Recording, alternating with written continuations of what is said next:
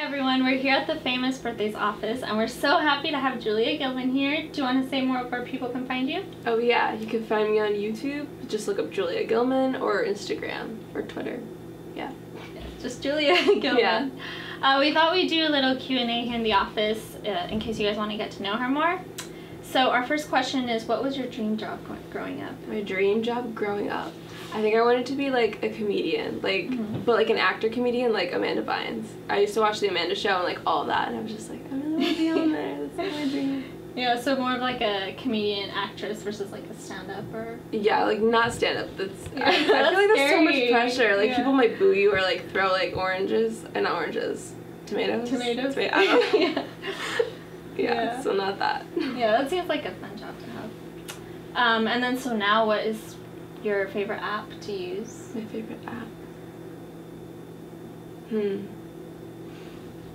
Do you find yourself like social media wise? Yeah, gravitating more towards social media apps? App wise on social media, I think Instagram. But regular app?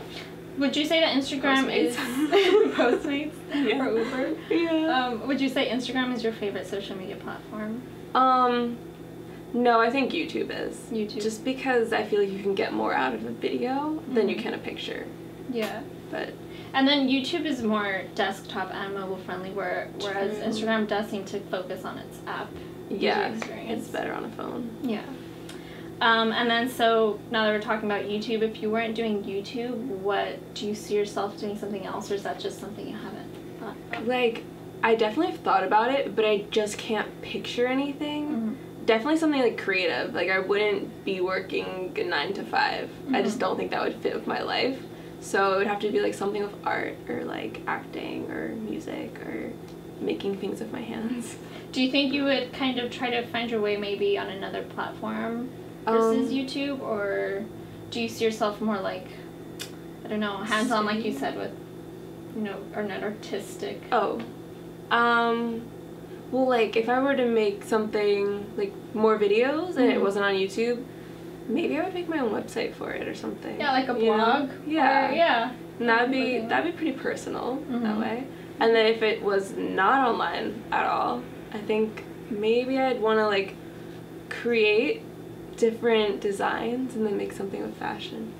Oh, do you know what I mean? cool. Like, I would artistically make something and then put it into fashion. Yeah. I think. Kind of get to see it like in real life. Yeah. Pretty cool. Yeah. And so would you say that's also kind of one of your hobbies as well? So outside of YouTube, do you also just dabble in other artistic type of hobbies, or? I feel like I do, but I feel like I don't take action. Like, I'll mostly like come up with ideas and write them down, or I'll just come up with ideas and then not do anything with it. Or I'll just look at other people's stuff. Yeah. But I don't feel like I really like manifest and create something outside. I mean, of I think that now. happens to a lot of people. I feel like I will as time goes on, because why not, right? Yeah. But I haven't yet. Go for it. Yeah. Yeah. And then as for YouTube, in the beginning, what was it that inspired you to create a YouTube channel? Well, I was in high school, so I was like in 11th grade, and 2 of my friends actually had YouTube channels. They were just making like DIY friendship bracelets or just like makeup videos, and I started watching them, and I was like, this is really cool. I feel like I could do this myself. I had like a computer with one of those little like cameras, so like I'll just do that, and then I'd edit it and I put it up, and that's how it started. But it definitely like evolved way further than just the MacBook. Yeah, you're able to find like the community behind it. Yeah, that's cool. And out of all the YouTube videos you've done, which one would you say is your favorite? My favorite? I did like a PSA against drunk driving over the summer, and I really liked that because I felt like it had like a great message to sort of spread.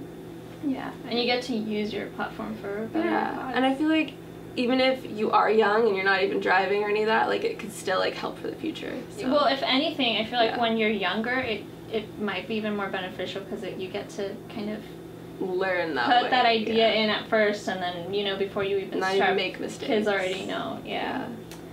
And what was your reaction when you saw that you had hit 1 million subscribers? That was crazy. Like, to just picture 1 million people, like, I can't even fathom that, like, even now. So that was just insane. I don't even know. I was, like, ecstatic. Yeah, I can imagine. How did you find out?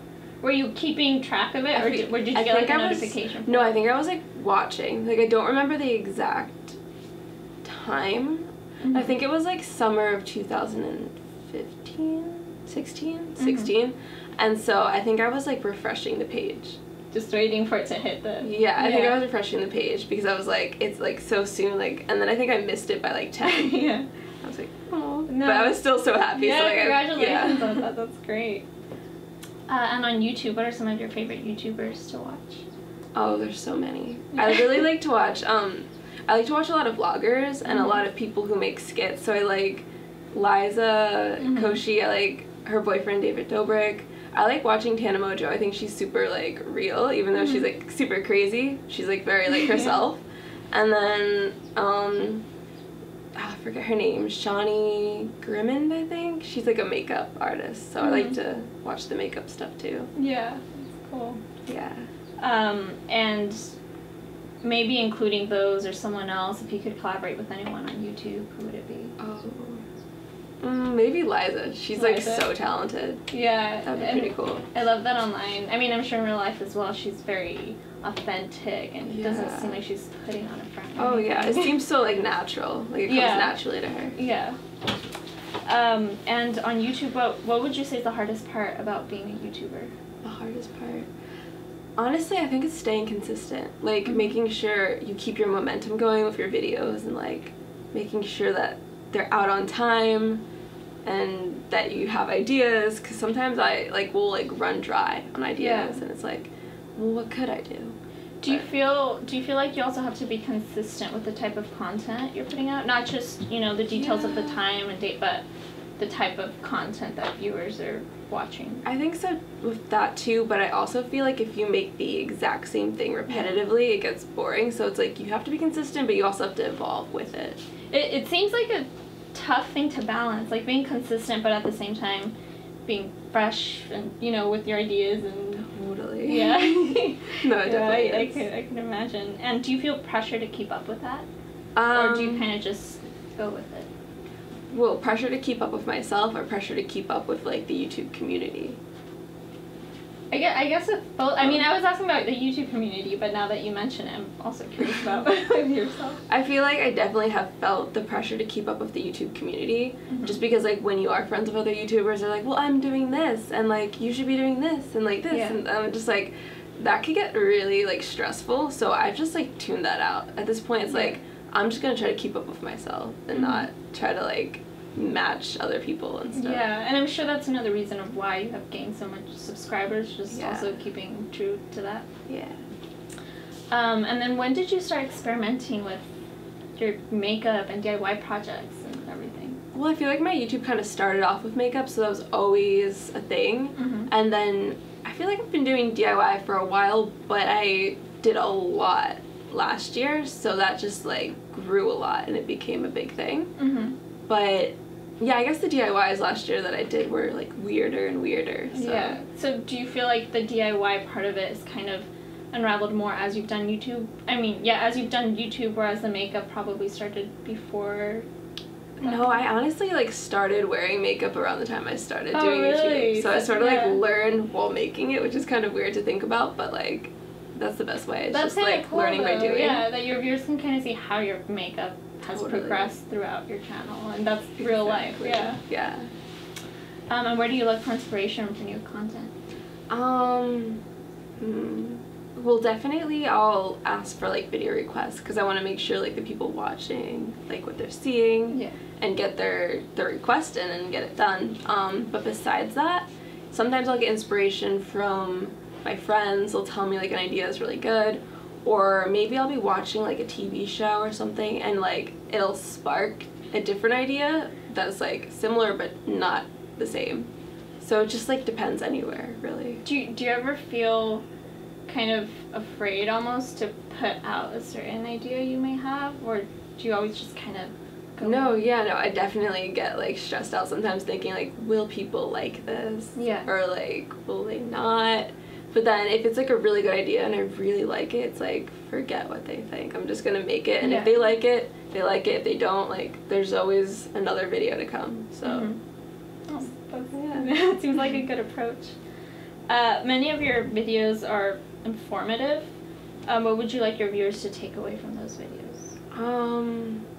I guess if there's like certain lessons in there, if that is, they could take that away. But mainly just like what I want them to take away from any video that I make is just like a piece of happiness, or like an enjoyment, or if there is something to learn, maybe what was taught in it, or just laugh if it's funny. Like, I don't know. Yeah. I want them to feel good when they watch it. So it's like whatever they take away is like theirs. Yeah. But like I'm not gonna like choose it for them, but I hope that it's a positive thing, not a negative thing, you know? It's kind of like they're enjoying just kind of watching the video and getting to know more about what you have to say. Even if they watch like a DIY that I make and never make it, if they just enjoyed seeing it, like that's cool. I've done that like on Pinterest and everything. Totally. Yeah. And where do you see your channel going in the future? In the future, like, let me see. No, I'm just kidding. Do you kind of have like certain goals you want to reach, or you kind of just like, do you see it going in any direction, or do you like what you're doing so far? I definitely want to just make it, I think I want to like make my videos even more personal, like give even more of me to it, but I don't have any specific like numbers goals or any of that. I feel like it'll come when it comes, and like that's great. So yeah. Well, more content, making more content, obviously. Yeah, always. Yeah, well, good to know. It was great to have you here, and thank you so much for taking part of our Q&A. Thanks for having me a part of this.